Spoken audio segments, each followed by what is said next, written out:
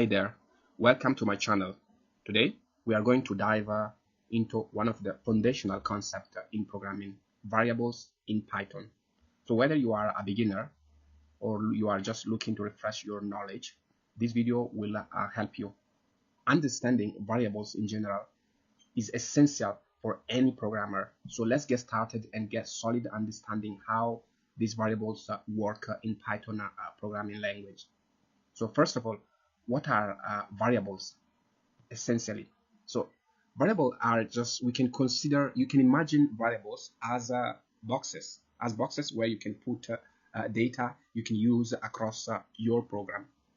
So for example, so we can create a variable named x and we can assign a value of 8. So this means right now we create a variable, the name of the variable is x and the value is holding is 8. So let's create another one. So let's create y, and y will hold 2.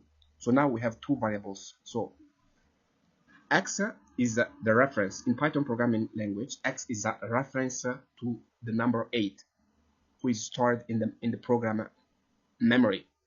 So to access to 8, we can use the variable name x. So now I will, for demonstration, I will just print 8 using x. So if I say print x, because x is holding 8, so this value will be printed. So let's print x, and we will see 8. Yes, so we just print now the value 8, which is the value x is holding at the moment. So we can print y, we can print y as well. So let's print the same. Okay, and let's check. So now we have 8 and 2.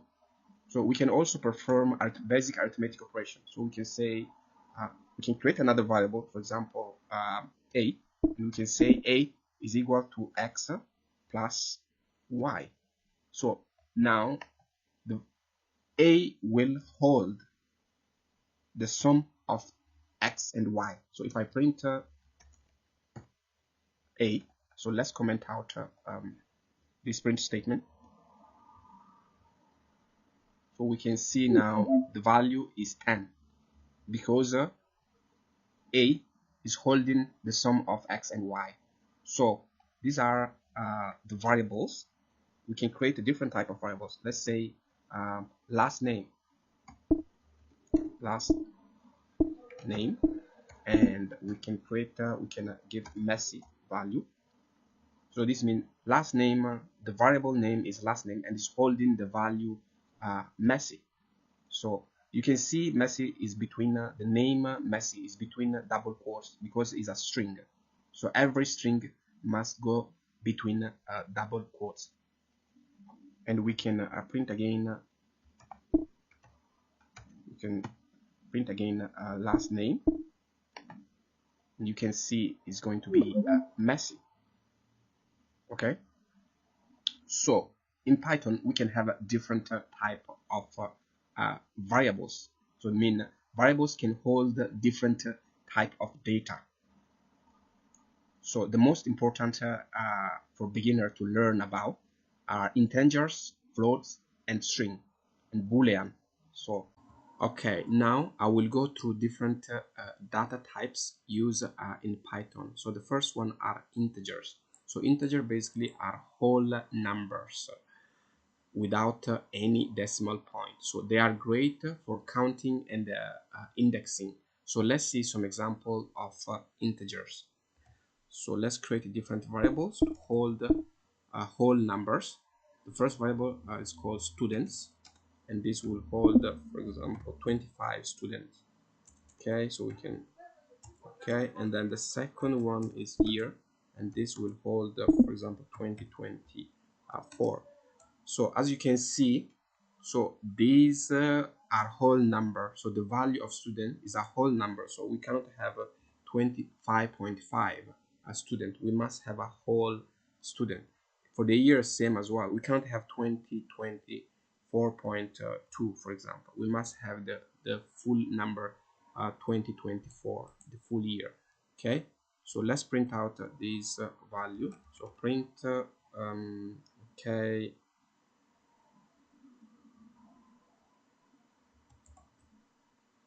Okay, so we can print this value.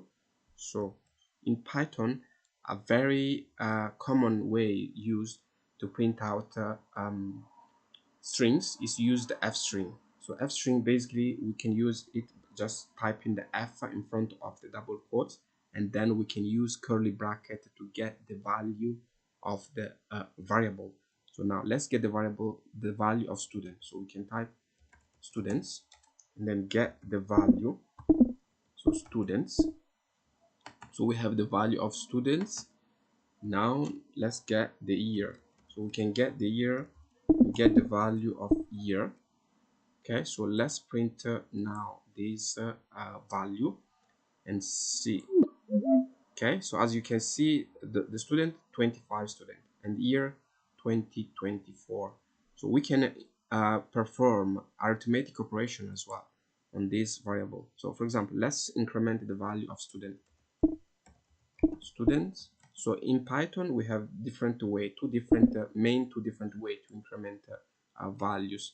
So I will use now the longest one, so which is basically student is equal to student plus the value we want to increment, so plus 3, and you can see now the value of student will change to 28. So if you run this, so we have 28 students now. So the short way to do this is just to use so student plus equal, and then let's increment by 5. So I will comment out this for now and run this. So we should be getting 30 students. Okay, so now let's increment the value of years as well. So we can say years. Yeah, we can, and we can increment plus equal. We can increment by 3. So now we are going to get 27. Okay, let's run this and we get that as well. So okay, so these are integers, so whole numbers, and so let's go to the next data type. So the next one are floats. Okay, floats are number with decimal point, so they are used for more precise calculation. With float, we can handle more in detail numerical data, which is fundamental in scientific and financial calculations. So for example, I will quickly go through an example now. So let's say we want to calculate the radius of the circle. So we need a different variable, like let's say pi. We need pi, which is we can set the value is 3.14, 15, and 9. I remember, and then we can set the radius, so we can say the value is 5.4. Okay, so now we need a variable to hold the circumference value. Okay, so this value will hold. So to calculate the circumference of the circle, so I just pi multiply by 2 multiply by the radius. Okay, and now we can print out this value. So print okay, and again I'm gonna use a f string way to print out. So let's print out the circumference value. Okay, and we can pass in the name of the variable to get the value, the actual value. And now let's print the value. Yeah, so you can see now we have 33 pointer, and then we have 6 numbers after the decimal point. So in Python we can set the precision, so by adding column dot, and then we can put, for example, 2, because we want to have 2 numbers after the decimal point. So if I run this, you will see now we have 33.93. So it's very easy. We can set the precision here, depending on the project we are working on. If we need to have a very precise number, so we can increment the decimal point, the decimal place, and or we can reduce to 1 if it's not, or we can even put 0. We can eliminate, and we will have a whole number again, an integer. So let's keep to 2 for simplicity, and we have 33.93. So these are floating point numbers.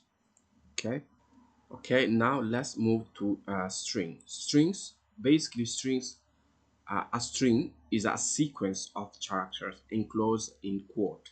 So strings are used to represent text. So let's see some example of string. So let's create some example of string. Let's say we have a variable city name, and we can give the value of London, and then we can create another one. So let's say greeting, and we can give a value of for example, we can say hello world. Okay, and we can create a third one, and let's say long string, and we can give a value of, we can say for example today is a sunny day, a great day to play football. Can say this. So now we have three strings, so we can print the value of this string quickly. We can print and let's use f string. And so first let's print the greeting. We can say enclose curly bracket, we can say greeting, and we can get the value, and then we can add the long string. We can add the long string. Okay, so long string, and okay, so now today is a sunny day, a great day to play football in, and then we can add the city. So city name, we can get the value, we can print that. So if I print this, so now you will see the value. So hello world, today is a sunny day, a great day to play football in London. So now, so this string you can print as many you want. You can print as many, if you want to print many times, you can print them as many you like. So you can print for example city name many time. You can print city name, and you can print as many you need. So you can see we're going to print London 3 times, and so these are string, so very easy to create and use in our project. Okay, lastly, let's move to booleans. So a boolean represents one of two values. So a boolean can be true or false. So they are used for logical operation and to control the flow of the program. So let's see some example of booleans. So let's say we have two variables, a, which is an integer. So let's say it's holding the value 15, and then we have b, and b is also an integer and is holding the value 10.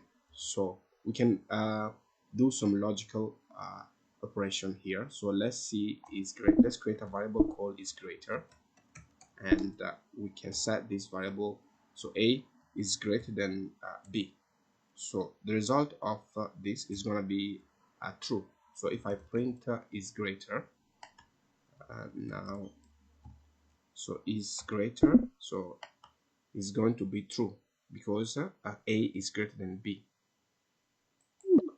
Yeah, so it's true. So if for example now I change the value of b and I set b to 110, so the result is going to be false. Okay, so we have false. So also we can do different things. Okay, let's create a variable. Let's say another variable called is sunny, and set this value to false. Okay, so now if I let me comment out this. If I print out I print out the value, let's say today is a sunny day. So if I say today is a sunny day question mark, and then we can get the result is sunny.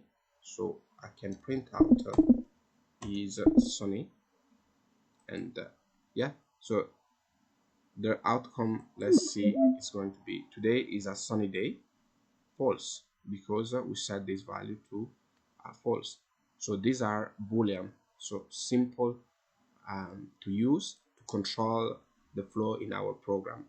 So thank you for watching.